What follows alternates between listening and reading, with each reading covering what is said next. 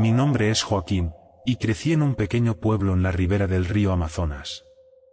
Desde que era niño, mi abuelo me contaba historias sobre los misterios de la selva, los espíritus que habitaban en ella, y sobre todo, me hablaba del Chuyachaki.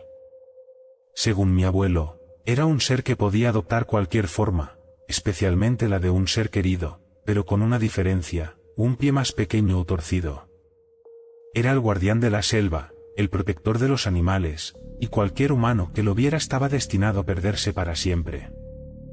Siempre creí que esas historias eran solo leyendas, cuentos para asustar a los niños y mantenernos alejados del peligro de la jungla.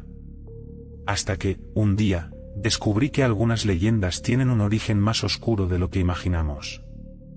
Todo comenzó cuando decidí aventurarme más allá de lo que cualquier persona del pueblo solía hacerlo. Hacía semanas que había oído rumores sobre una zona rica en recursos, donde la caza era abundante y los árboles ofrecían frutos exóticos. Algunos cazadores habían regresado, pero no todos. Los que lo hicieron no hablaban mucho, y sus ojos reflejaban algo más que cansancio. Sin embargo, la promesa de explorar una zona virgen de la selva era demasiado tentadora para mí. Así que, una tarde de noviembre, preparé mis provisiones y me interné en la espesura. El primer día transcurrió sin incidentes. La jungla era densa, húmeda, y los sonidos de los insectos y las aves llenaban el aire.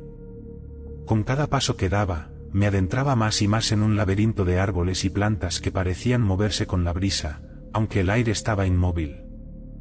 A medida que el sol caía, el ambiente cambiaba. La luz dorada se filtraba a través de las hojas, y las sombras se alargaban. Decidí acampar cerca de un arroyo para pasar la noche.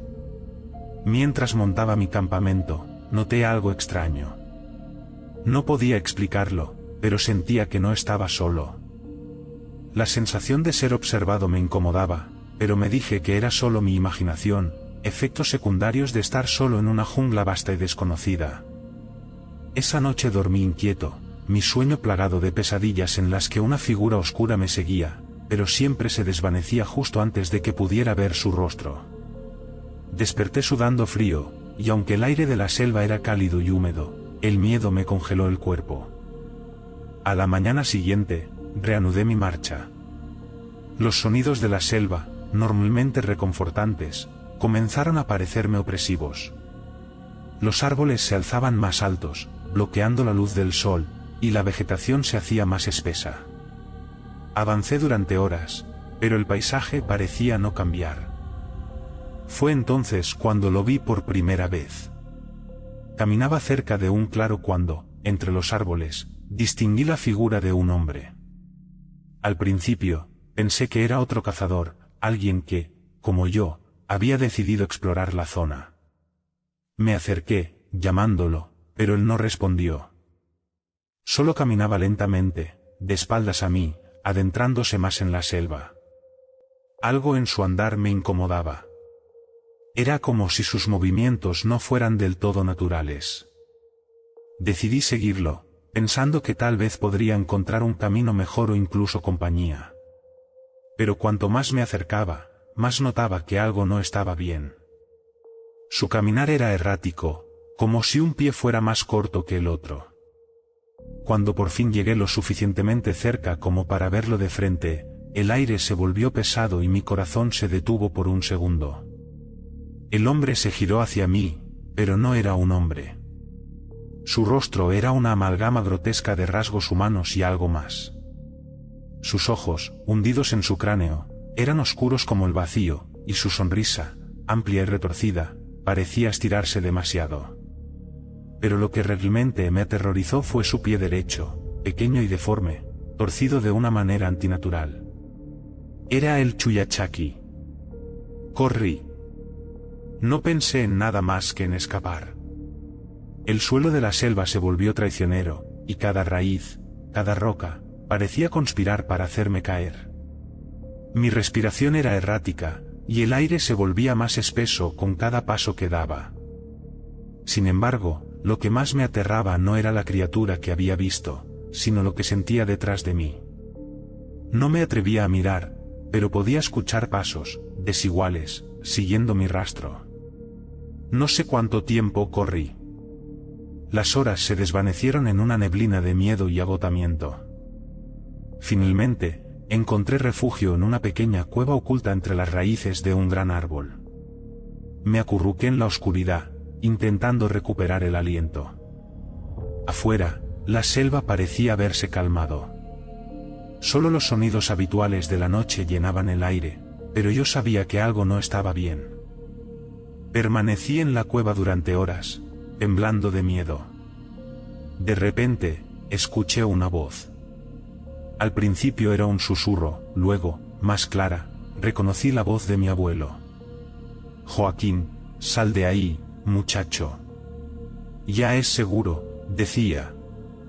Mi mente entró en conflicto.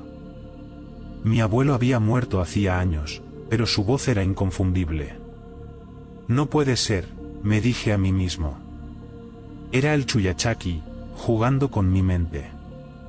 Me quedé inmóvil, esperando a que se fuera, pero la voz persistía, cada vez más convincente. «Hijo, ven conmigo. Te llevaré a casa», decía. Comencé a dudar. El miedo mezclado con la esperanza de que, de alguna manera, mi abuelo estuviera allí me invadía. Estaba a punto de salir cuando recordé las palabras de mi abuelo: «El Chuyachaki te engañará, adoptará la forma de quien amas, pero siempre tendrá un pie torcido».